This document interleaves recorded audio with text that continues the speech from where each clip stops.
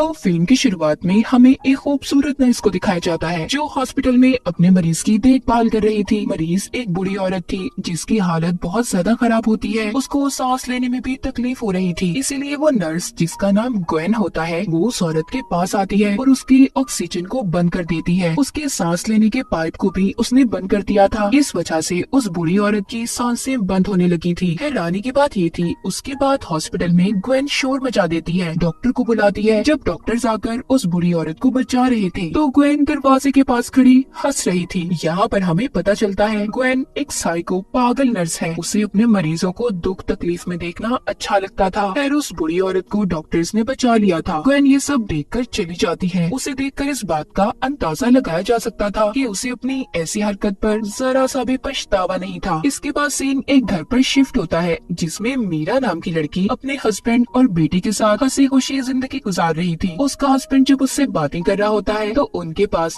उसका बेटा आता है जो कह रहा था मॉम मेरे पाँव में दर्द हो रहा है। यहाँ पर हमें पता चलता है कि मीरा के बेटे को एक बीमारी थी जिस वजह से वो सहारे के बगैर सही तरह से चल नहीं पाता था। मीरा अपने हस्बैंड से अपने बेटे के बारे में बात करती है कि खुद से सीढ़ियाँ चढ़ता उतरता है। मुझे उसे देखकर बहुत डर लगता है, कहीं उसे कुछ हो न जाए। मीरा का हस्बैंड सुनकर कहता है ओ कम ऑन यार, इतना मत डरा करो, कुछ नहीं होता हमारे बेटे को। तभी हम यहाँ पर मीरा के घर में ग्वेन साइको नर्स को देखते हैं जिसे मीरा ने अपने बेटे की देखभाल के लिए रखा था। यहाँ पर ग्वेन फैमिली मेंबर की तरह मीरा के घर में रहा करती थी। अब ये चारों मिलकर नाश्ता करते हैं। नाश्ते के दौरान मीरा के बेटे ने अपनी स्ट्रेचेस में साखियों को नीचे गिरा दिया था जिसका सहारा लेकर वो चला करता था। ग्वेन उसे वो उठा कर देती है, मगर जैसे हम जानते हैं वो सही काम थोड़ी कर सकती है। उसने उसके पेंच को ढीला कर दिया था ताकि मीरा का बेटा जब उन्हें लेकर चले तो वो नीचे गिर जाए। ग्वेन ये सब अपने मजे के लिए क्या करती थी, जैसा कि हमने कहानी के शुरू में भी देखा था। फिर इसके बाद मीरा का हस्बैंड ऑफिस जाने के लिए तैयार था। वो मीरा के पास खड़ा होता है। उन्हें इतना करीब देखकर ग्वेन मीरा से जेलस हो रही थी क्योंकि वो मीरा के हस्बैंड को पसंद करने लगी थी। मीरा के हस्बैंड के जाने के बाद उसकी दोस्त घर पर आती है जो मीरा से बैठी बातें कर रही थी। तभी ग्वेन मीरा के बेटे के साथ खेलने के बहाने उनकी बातें सुनने लगी थी। मीरा की दोस्त उससे कह रही थी मीरा तुम्हें अपने बेटे के लिए किसी और नर्स को रखना होगा, मुझे लगता है तुम्हारा बेटा और हस्बैंड ग्वेन को कुछ ज्यादा ही पसंद करने लगे हैं। मीरा अपनी दोस्त को कहती है नहीं ऐसी बात नहीं है, तुम ज्यादा ही सोच रही हो। इसी दौरान मीरा को अपने बेटे की आवाज आती है जो बैसाखियों के टूटने की वजह से नीचे गिर गया था। जैसा कि हमें तो पता है ये सब ग्वेन ने किया था। वो अपने बेटे के गिरने की वजह से ग्वेन को बहुत डांटती है क्योंकि उसे ऐसा लग रहा था कि उसने ही उसके बेटे का सही से ख्याल नहीं रखा। उसका बेटा मीरा से कहता है नहीं मॉम ये ग्वेन की वजह से नहीं हुआ, इसमें सारी मेरी गलती थी। मीरा डॉक्टर को कॉल करती है और उसने अपने बेटे के लिए नई बैसाखियों को मंगवा लिया था। रात को वो ग्वेन से भी माफी मांगती है कि वो उस पर बिना वजह चिल्लाई। ग्वेन कहती है नहीं इसमें तुम्हारी कोई गलती नहीं है, मैं समझ सकती हूँ तुम एक माँ हो और माँ अपने बच्चे के लिए बहुत फिक्रमंद होती है। और हालांकि हम तो जानते हैं ये सब कुछ ग्वेन ने किया था। इसके बाद वो मीरा के लिए एक चाय बनाती है जो शायद आराम के लिए थी। हम मीरा को देखते हैं जो उस सोसाइटी को ज्वाइन करती है जिसमें उसके बेटे जैसे लोग थे। उन सबको ऐसी ही बीमारी थी। मीरा उन्हें बताती रोने लगती है, कहती है मुझे बहुत बुरा लगता है, मेरा बेटा आम बच्चों की तरह खेल नहीं पाता। सब सुनकर कहती है हम समझ सकते हैं क्योंकि हम भी इस बीमारी में कई बरसों से जी रहे हैं। इसके बाद वो घर पर आती है। ग्वेन उसे चाय देती है जो उसने उसके लिए बनाई थी। मीरा चाय पीते ही सो गई थी। कुछ देर के बाद डॉक्टर घर पर आती है। जब मीरा सो रही थी तो वो उसके बेटे की स्ट्रेचेस बैसाखियां लेकर आती है। जब वो डॉक्टर मीरा के बेटे को देने जा रही थी तो ग्वेन ने उन्हें रोक लिया था और कहती है आप जाएं, मैं इसे दे दूंगी। जाते हुए डॉक्टर कहती है मैं शायद तुम्हें जानती हूँ, मैंने तुम्हें कहीं देखा है। साथ ही वो ये भी कहती है मुझे जैसे ही याद आएगा आई प्रॉमिस, मैं तुमसे वादा करती हूँ मैं तुम्हें जरूर बताऊंगी। इतना कहकर वो वहाँ से चली गई थी। उसी शाम ग्वेन उस डॉक्टर के घर पर जाती है और उन्हें बताती है आपने सही कहा था कि आप मुझे जानती हैं, मैं भी अक्सर आप ही को याद करती हूँ। इतना कहने के बाद उसने डॉक्टर को पकड़कर उसकी बाजू में इंजेक्शन लगा दिया था। यहाँ पर हमें पता चलता है कि कहानी के शुरू में ग्वेन ने जिस बूढ़ी औरत को मारने की कोशिश की थी उसकी जान इसी डॉक्टर ने बचाई थी। मगर अब ग्वेन को डर था कि कहीं ये बात डॉक्टर मीरा के हस्बैंड को न बता दे, इसलिए उसने ड्रग वाला इंजेक्शन लगाकर उसे मार दिया था। उसी रात मीरा को एक आदमी की कॉल आती है जो अपना नाम डेविड बता रहा था। कहता है, मैं उसी सोसाइटी का मेंबर हूँ जो तुमने अपने बेटे की बीमारी की वजह से ज्वाइन की है, और साथ ही वो ये भी बताता है जो बीमारी तुम्हारे बेटे को है वो बीमारी मेरे बेटे को भी है। ये सुनकर मीरा थोड़ा उदास हो जाती है और उस आदमी की तस्वीर देखने का कहती है, मगर डेविड ने अपनी प्रोफाइल में जो तस्वीर लगाई थी वो थोड़ी ब्लर धुंधली होती है जिसे वो सही तरह से देख नहीं पा रही थी। यहाँ पर डेविड बताता है कि उसकी वाइफ मर चुकी है, इसीलिए मैंने अपने बेटे के लिए एक नर्स को रखा है। मीरा ये सुनकर कहती है, तुमने बहुत अच्छा किया। तभी यहाँ पर हमें पता चलता है डेविड नाम का आदमी कोई और नहीं बल्कि ग्वेन ही थी जो कंप्यूटर की मदद से आवाज बदलकर मीरा से बात कर रही थी। सुबह को मीरा के घर उसकी दोस्त आती है, जहाँ पर आते ही उसने मीरा के हस्बैंड की शर्ट पर कुछ गिरा दिया था। मीरा के हस्बैंड की शर्ट साफ करने ग्वेन लॉन्ड्री में ले जाती है। तभी मीरा की दोस्त जब अंदर जाकर उसका पर्स लेने गई थी तो वो देखती है ग्वेन मीरा के हस्बैंड की शर्ट को सूंघ रही है। उसे ये देखकर थोड़ा अजीब लगता है और उसे शक भी हो गया था कि कहीं ग्वेन मीरा के हस्बैंड को पसंद करने लगी है,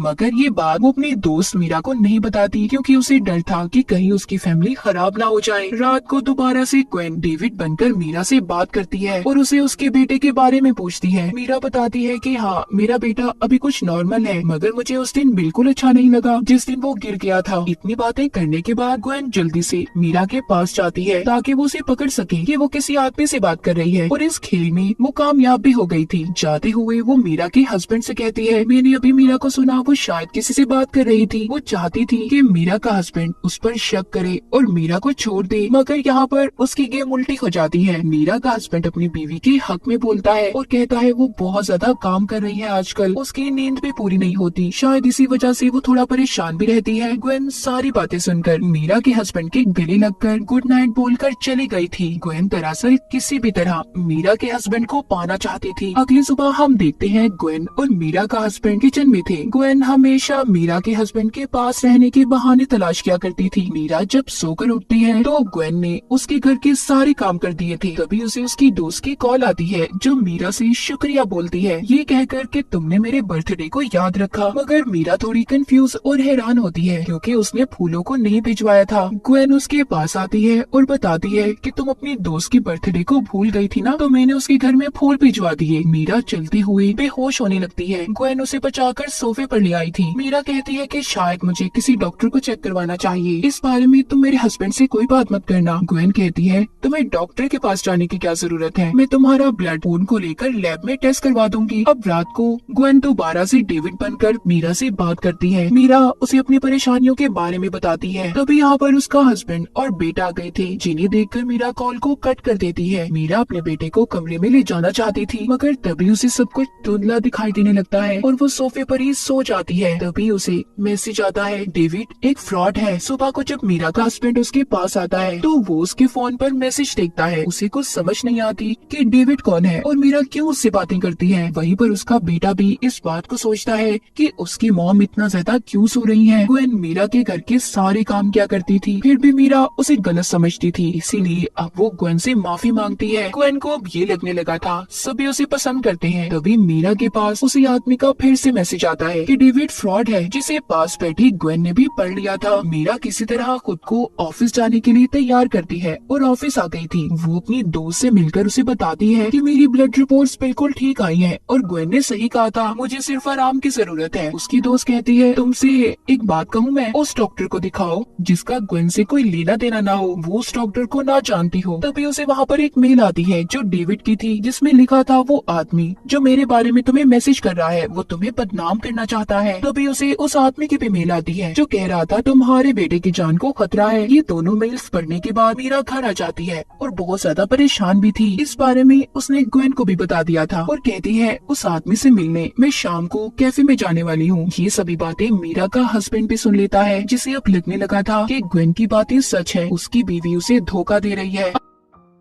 अगली सुबह मीरा उस आदमी से मिलने एक कैफे में जाती है जो असल में डेविड था। वो बताता है, मेरा नाम डेविड है और मेरी कभी भी तुमसे कोई बात नहीं हुई। वो ये भी कहता है कि मेरी बीवी को ब्लड कैंसर था। उसे एक दिन एक आदमी की कॉल आई जो उससे बातें किया करता था। उसने उसे डॉक्टर के पास जाने से मना किया, जिस वजह से मेरी बीवी उसकी सारी बातें मानने लगी और इसी वजह से उसकी मौत हो गई। वो उसे उस आदमी की तस्वीर भी दिखाता है। तभी मीरा को पता चलता है कि ये तस्वीर तो उसी आदमी की है जो अब तक मीरा से डेविड बनकर बातें कर रहा था, लेकिन अभी भी मीरा को ग्वेन पर कोई शक नहीं हुआ था। तभी बाहर हम उसके हस्बैंड को देखते हैं जो मीरा का पीछा करता यहाँ तक आया था। वो अपनी बीवी को डेविड से गले मिलते हुए भी देखता है, जिससे उसे यकीन हो जाता है कि मीरा सच में उसे धोखा दे रही है। उधर घर में मीरा की दोस्त आई थी जो उसे उसका बैग देने आती है। ग्वेन घर पर उसके बैग को ले लेती है। तभी मीरा की दोस्त ग्वेन से कहती है कि मैं जानती हूँ तुम मीरा के हस्बैंड को पसंद करती हो। मैंने उस दिन तुम्हें शर्ट सूंघते हुए देख लिया था। मीरा की फैमिली से दूर रहो। अगर तुमने उन्हें जरा सा भी नुकसान पहुँचाने की कोशिश की तो मुझसे बुरा कोई नहीं होगा। इतना कहकर वो जब वहाँ से जाने वाली थी तो ग्वेन पीछे से एक बड़े से गुलदान से उस पर हमला कर देती है और बेहोश करके उसे गाड़ी में बिठाकर एक सुनसान जगह पर ले गई थी। उसे मारने के लिए उसने उसे भी ड्रग वाला इंजेक्शन लगा दिया था और फिर वहीं पर छोड़कर जब वो घर आती है तो मीरा को देखती है जो खाना बना रही थी। ग्वेन बातों में उसे लगाकर उस चाकू को चुरा लेती है जिससे मीरा सब्जियां काट रही थी। उस पर उसकी उंगलियों के निशान थे। उसे लेकर अब वो डेविड के घर चली जाती है और यहाँ पर हमें पता चलता है कि ग्वेन पहले डेविड की बीवी की नर्स रह चुकी थी और उसी ने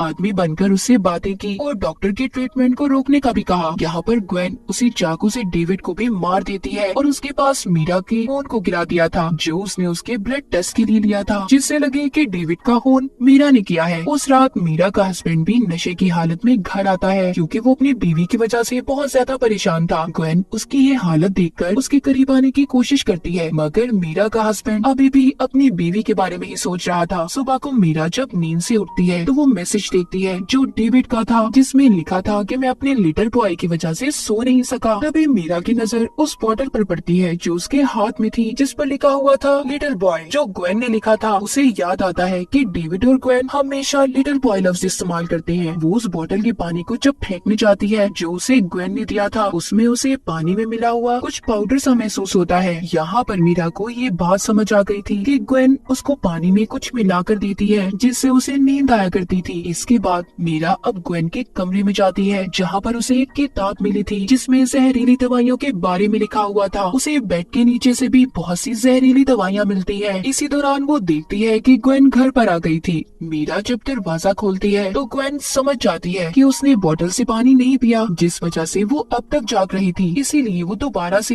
दवाई मिला पानी देकर कहती है इसे पी लो और आराम करो। वो मीरा के बेटे को साथ लेकर हॉस्पिटल चली गई थी जहाँ पर वो उसकी थेरेपी करवाया करती थी। मीरा अपने बेटे को रोकना चाहती थी मगर वो नहीं रुकता और ग्वेन के साथ चला गया था। ग्वेन और अपने बेटे के जाने के बाद वो फिर से ग्वेन के कमरे में जाती है और वीडियो बनाने लगती है जिसमें वो ग्वेन के सारे कारनामों के बारे में बता रही थी। साथ ही उसने अपने हस्बैंड को भी कॉल करके इस बारे में बता दिया था और ग्वेन की रिपोर्ट करने पुलिस स्टेशन जाने लगती है। लेकिन तभी ग्वेन घर पर आ गई थी। उसे पता चल चुका था कि मीरा को उसके बारे में सब पता चल गया है। वो जब घर आती है तो मीरा का बेटा उसके साथ नहीं था। मीरा उसे अपने बेटे के पास चलने का कहती है। रास्ते में जाते हुए ग्वेन मीरा को बताती है कि तुम जानती हो मैंने इतने साल नर्स का काम किया है, मुझे आज तक कभी भी किसी ने फैमिली मेंबर की तरह नहीं रखा। जैसे तुमने मुझे अपने घर में जगह दी तो तुम फिक्र नहीं करो, मैं तुम्हें मारकर तुम्हारी जगह ले लूंगी और एक अपनी नई फैमिली बनाऊंगी। ग्वेन ऐसा इसलिए कह रही थी क्योंकि वो मीरा के हस्बैंड को पसंद करती थी। दूसरी तरफ मीरा का हस्बैंड भी घर पर आ जाता है। उसे जब मीरा घर पर नहीं मिलती तो उसे उसका फोन मिलता है